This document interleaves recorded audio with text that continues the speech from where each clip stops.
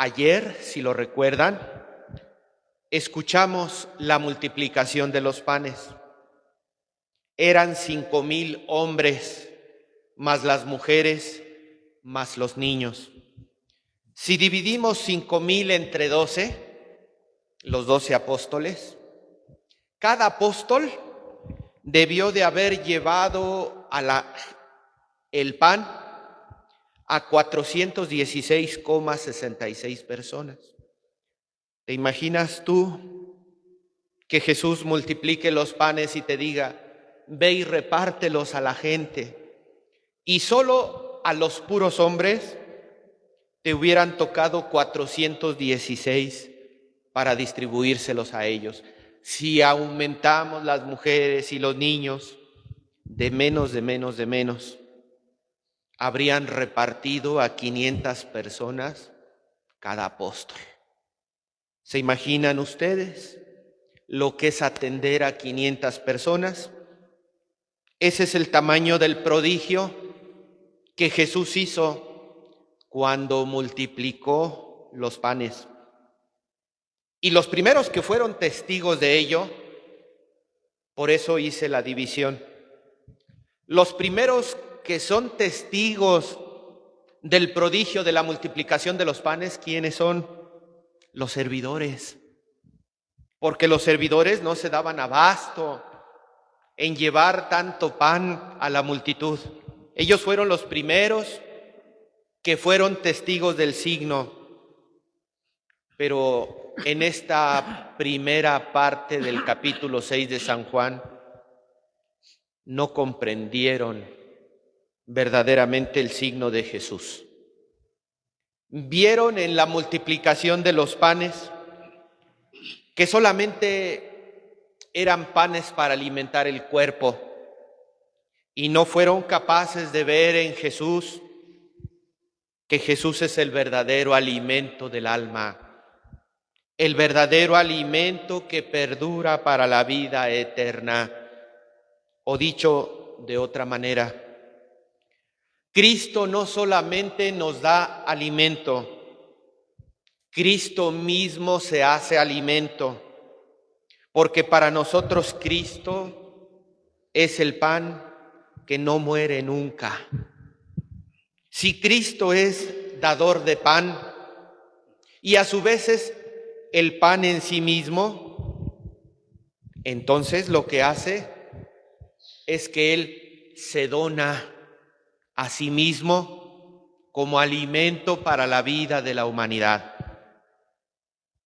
Terminó la multiplicación de los panes. Cae la noche.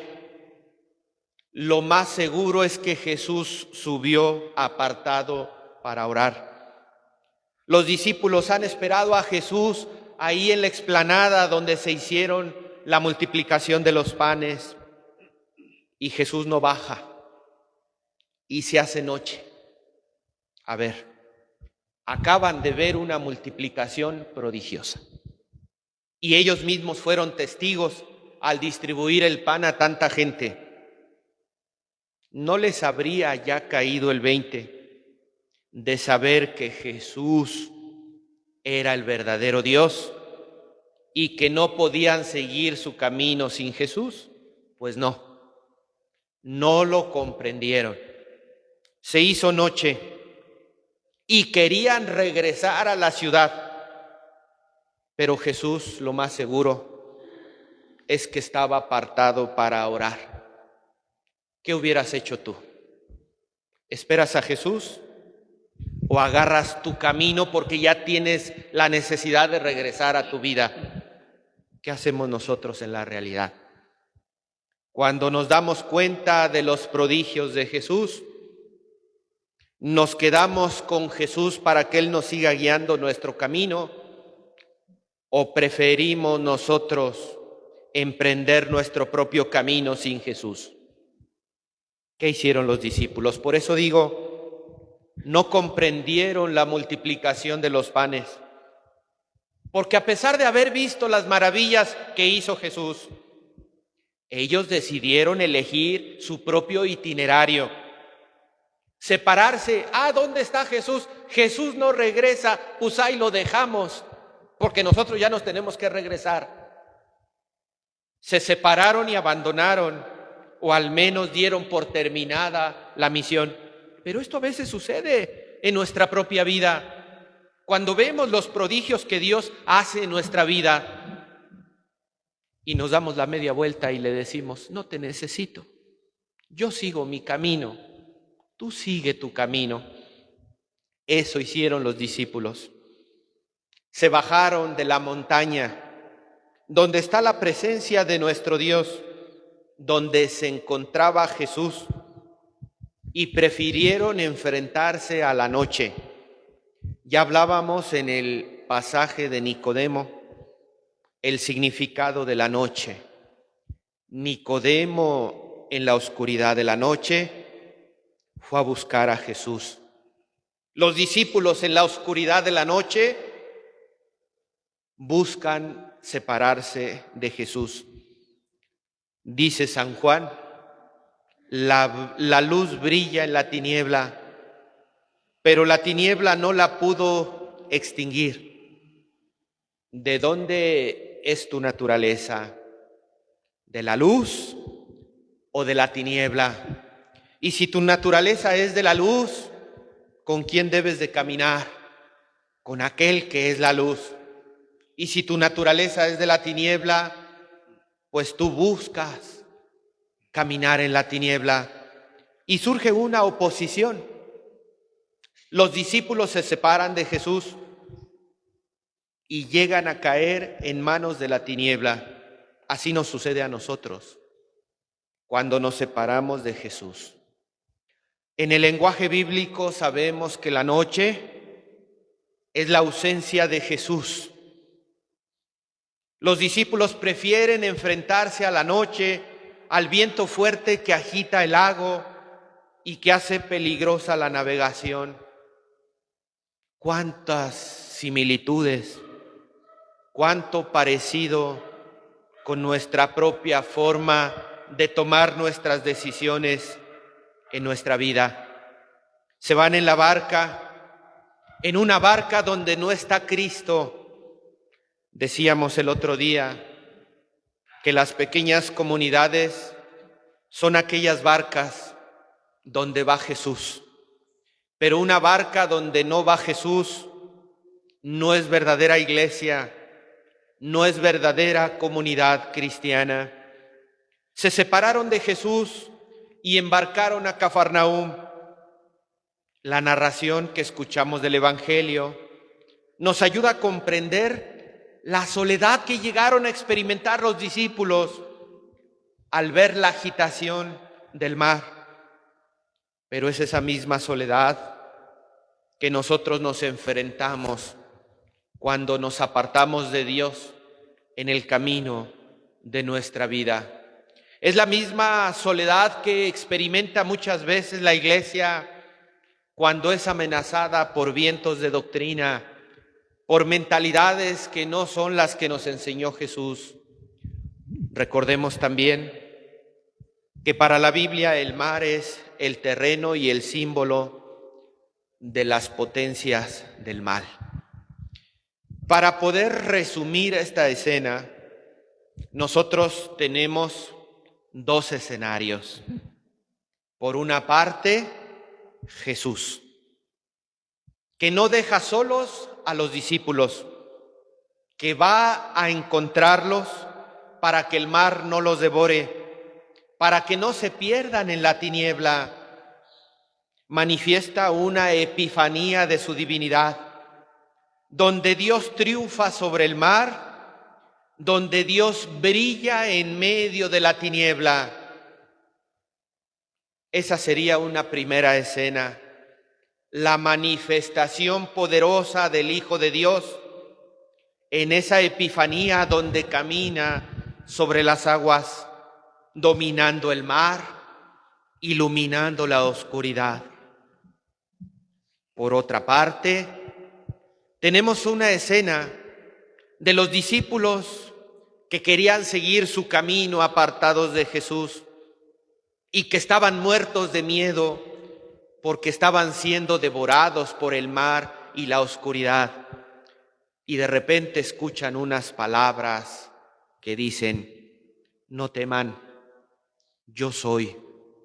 Jesús es el motivo para no temer en nuestra vida. Si viene la enfermedad, Jesús está con nosotros y nos dice: no temas. Si nos viene la pérdida de un ser querido, Jesús viene a nosotros y nos dice: no temas, yo soy, yo estoy contigo. Y así como Jesús no deja solos a los discípulos que querían caminar apartados de Él, que no quería que se perdieran en la tiniebla, así también a nosotros Jesús no nos quiere dejar solos. No nos puede obligar y nos sigue invitando a que lo recibamos para que caminemos con Él y en Jesús enfrentemos tantas dificultades que nos presenta la vida.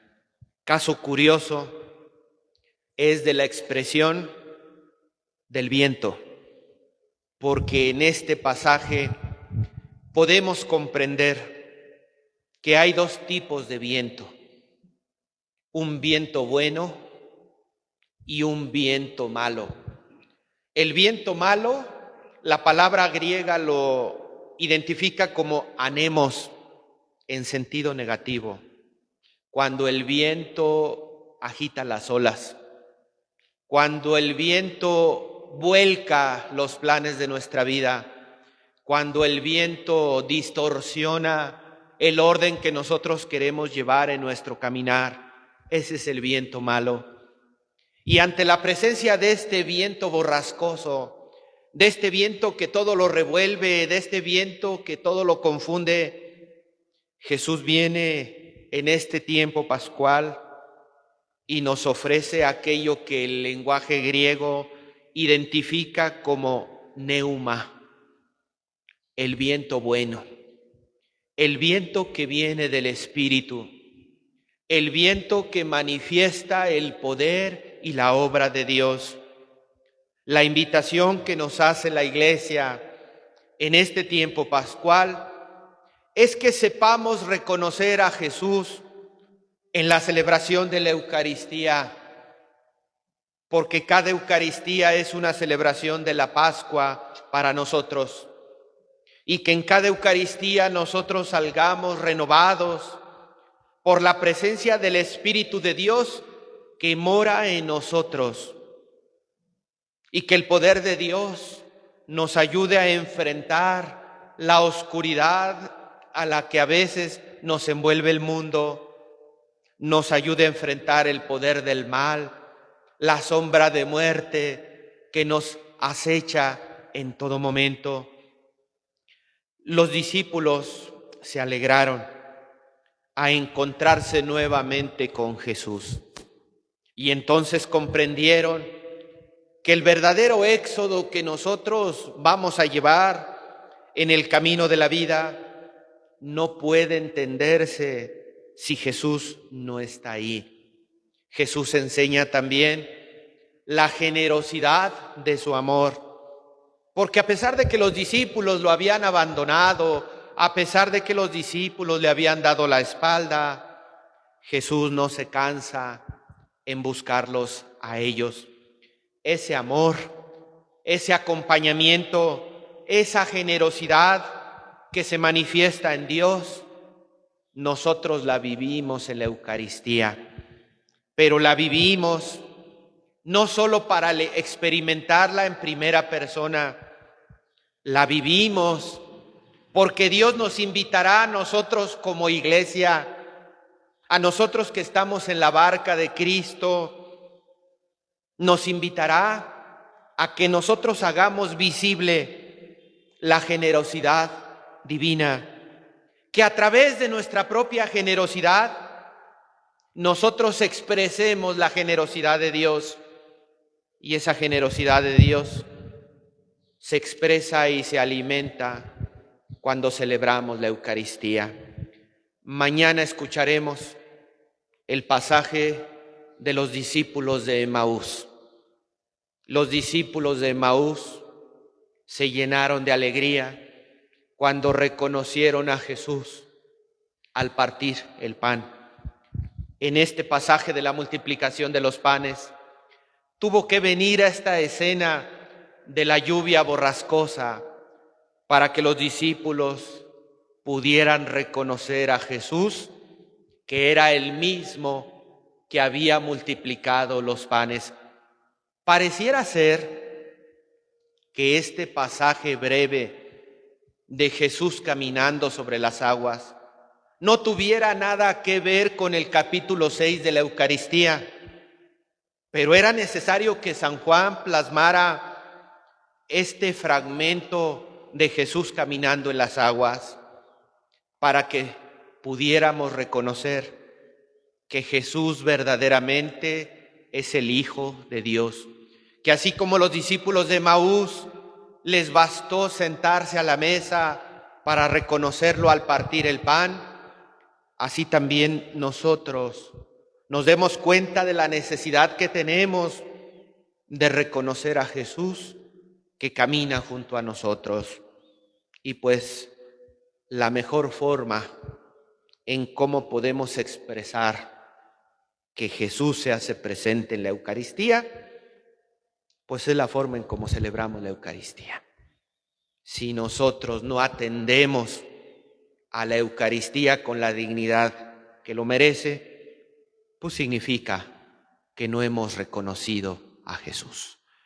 Que el Señor nos ayude con la luz de su Espíritu Divino para que verdaderamente lo reconozcamos y lo hagamos manifiesto en nuestra propia vida a tantas personas que viven en la tiniebla, que viven en la sombra de muerte.